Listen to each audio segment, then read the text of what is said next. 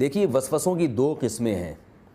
ایک تو وسوسے کی قسم یہ ہوتی ہے کہ جو حقیقت میں وسوسہ نہیں ہوتا, بس وہ وہم ہوتا ہے آپ کو اور آپ خامخواہ میں اس میں پریشان ہونا شروع کر دیتے ہیں. وہ وسوسہ باقاعدہ ایمان کی علامت ہے, جو وہمی لوگ جس میں بعض دفعہ مبتلا ہو جاتے ہیں. آپ کو ایک وسوسہ ہو گیا کہ میرا پتہ نہیں وضو ہے یا نہیں ہے. یہ وسوسے لوگوں کو آج کل ہونے لگے ہیں. وضو کرنے کے بعد ان کو شک پڑتا ہے کہ شک ہوتا ہے کہ پتہ نہیں وضو ہے یا نہیں ہے, کہیں ایسا تو نہیں وہ جگہ خشک رہ گئی ہو, کہیں ایسا تو نہیں ناک میں پانی ڈالنا بھول گیا ہوں, اور وہ کپڑے دھوتے ہیں تو رگڑتے رہتے ہیں بیٹھ کے کہ پتہ نہیں پاک ہوا ہے کہ نہیں ہوا. تو یہ تو وہم کی بیماری ہے, اور اس کا علاج بھی ہے. اس کا علاج یہ ہے کہ رسول اللہ صلی اللہ علیہ وسلم نے ارشاد فرمایا کہ جب تم میں سے کوئی شخص وضو کرے اور اسے خیال پیدا ہو کہ اس کی ریح خارج ہوئی ہے یا نہیں ہوئی ہے, تو وہ مسجد سے نہ نکلے جب تک آواز نہ سن لے یا اس کو بدبو محسوس نہ ہو, یعنی جب تک اس کو 100% یقین نہ ہو جائے. تو آپ صلی اللہ علیہ وسلم نے ایسے وسوسوں پر عمل کی اجازت ہمیں نہیں دی ہے, اور ہمیں حکم دیا ہے کہ آپ نے جب کوئی کام کر لیا تو آپ کرنے کے بعد بھول جائیں اس کو. فقہا نے اس حدیث کی تشریح میں بیان کیا ہے کہ اگر آپ نے وضو کیا, اب آپ کو شک ہے کہ پتہ نہیں میرا وضو قائم ہے یا ٹوٹ گیا ہے, تو جب تک آپ کو وضو کے ٹوٹنے کا یقین نہ ہو, اور یقین اتنا ہو کہ آپ قسم اٹھا کے کہہ سکیں کہ میرا وضو ٹوٹ گیا ہے, اس وقت تک آپ کا وضو شریعت میں باقی سمجھا جائے گا. اب بھی اگر کسی کو خیال پیدا ہوتا ہے کہ بھئی نہیں ہو سکتا ہے ٹوٹ گیا ہو, تو اس کا مطلب ہے وہ شریعت پہ زیادتی کر رہا ہے. جب اللہ اس کی نماز قبول کرنے کے لیے تیار ہیں اور اللہ اس کو اجازت دے رہے ہیں کہ بھئی ہم نے اپنے حبیب صلی اللہ علیہ وسلم کی زبان سے کہلوا دیا کہ تمہارا وضو باقی ہے, تو اب ہمیں نہیں ہونی چاہیے کہ حقیقت میں باقی ہے یا نہیں. ہمیں تو اپنی نماز اللہ کے ہاں قبول کروانی ہے. تو جب اللہ اس نماز کو نماز مان رہے ہیں تو اس میں ہمیں پھر وہم کی اجازت نہیں ہے.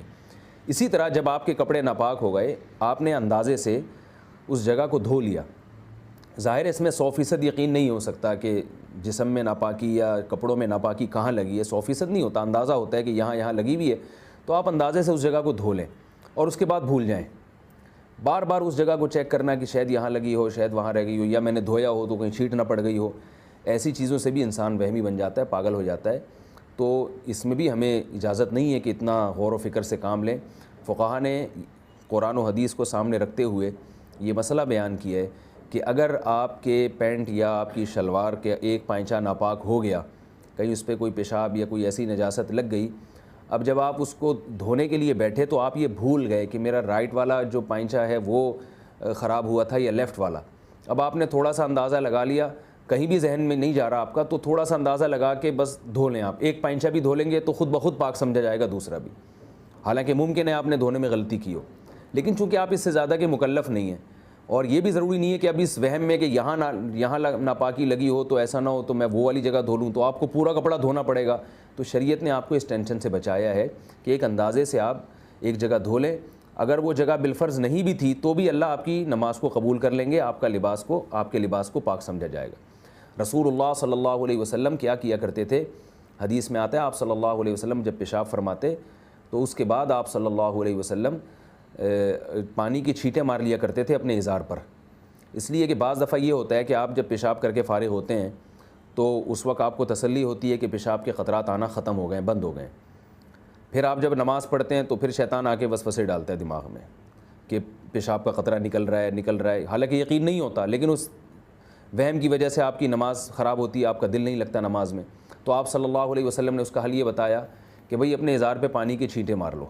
اور آپ صلی اللہ علیہ وسلم نے خود عمل کر کے دکھایا, تاکہ بعد میں جب آپ ازار دیکھیں اور اس پہ گیلا پن دیکھیں تو آپ کو یہ احساس ہو کہ بھئی یہ تو میں نے خود چھینٹیں ماری تھیں.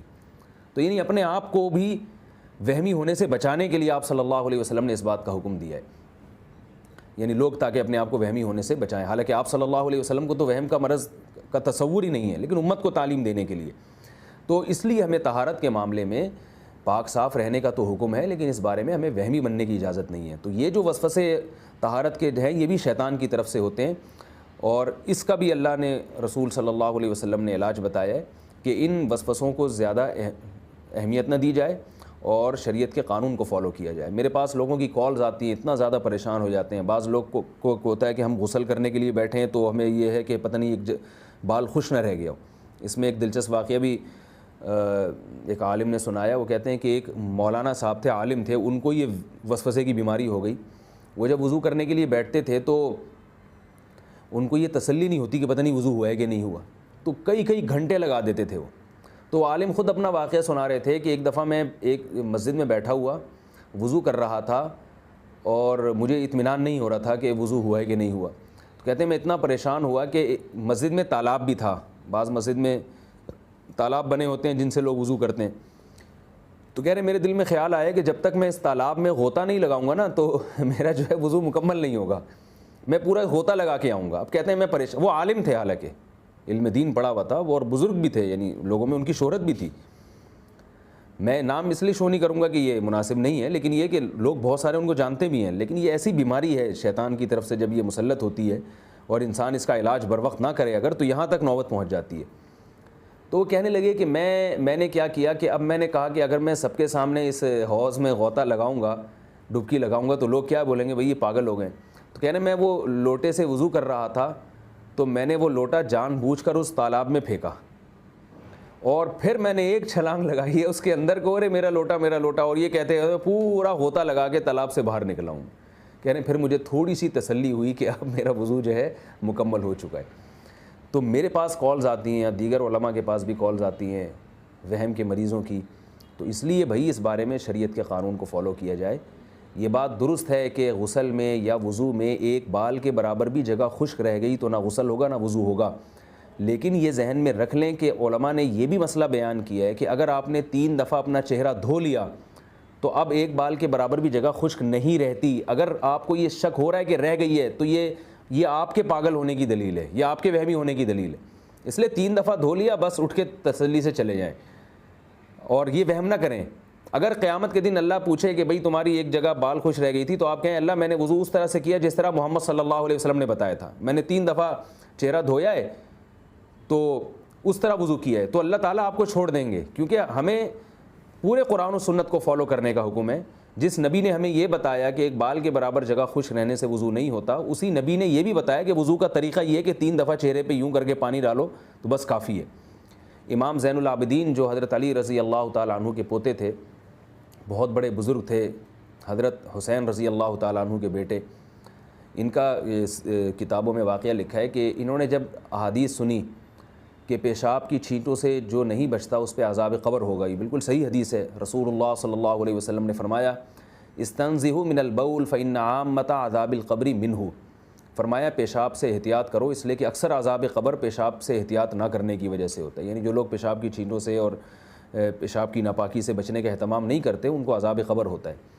تو جب انہوں نے یہ حدیث سنی حضرت زین العابدین نے, تو یہ اتنے زیادہ پریشان ہو گئے کہ یہ اپنے ساتھ ایک شیشے کا بوتل رکھا کرتے تھے کہ جہاں بھی پیشاب کرنا ہوتا تو اس شیشے کی بوتل میں پیشاب کرتے تاکہ چھینٹ نہ پڑے, کیونکہ زمین پہ یا فلش پہ کہیں بھی پیشاب کریں گے تو تھوڑی بہت چھینٹیں پڑنے کا خطرہ ہوتا ہے بہرحال. تو حضرت زین العابدین کیا کرتے تھے, وہ شیشے کی بوتل رکھتے تھے اور اس میں پیشاب کیا کرتے تھے. کچھ دنوں کے بعد پھر خود ہی عمل چھوڑ دیا.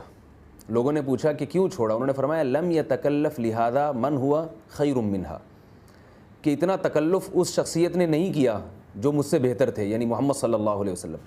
یعنی جس نبی صلی اللہ علیہ وسلم نے پیشاب کی چھینٹوں سے بچنے کا حکم دیا تو انہوں نے کیوں شیشے کا برتن نہیں رکھا, تو جیسے وہ پیشاب فرمایا کرتے تھے ہم بھی اسی طرح کر لیتے ہیں. تو اس سے کیا پتہ چلتا ہے کہ کبھی بھی کسی ایک حدیث کو دیکھ کے فیصلہ نہیں کیا جاتا, پوری شریعت کو دیکھ کے. تبھی ہم کہتے ہیں کہ بھائی فقہا کو فالو کرنا چاہیے, مجتہدین کو فالو کرنا چاہیے. آج کل ایک یہ بھی ایک لوگوں میں ایک ٹریک چل نکلا ہے کہ کوئی بھی حدیث سامنے آئے تو بس اس پر عمل کرو, بس جہاں بھی نبی صلی اللہ علیہ وسلم کی حدیث آئے گی سامنے, صحیح حدیث مل جائے تو اس کو فوراً فالو کرنا ہے. ایسا نہیں ہے.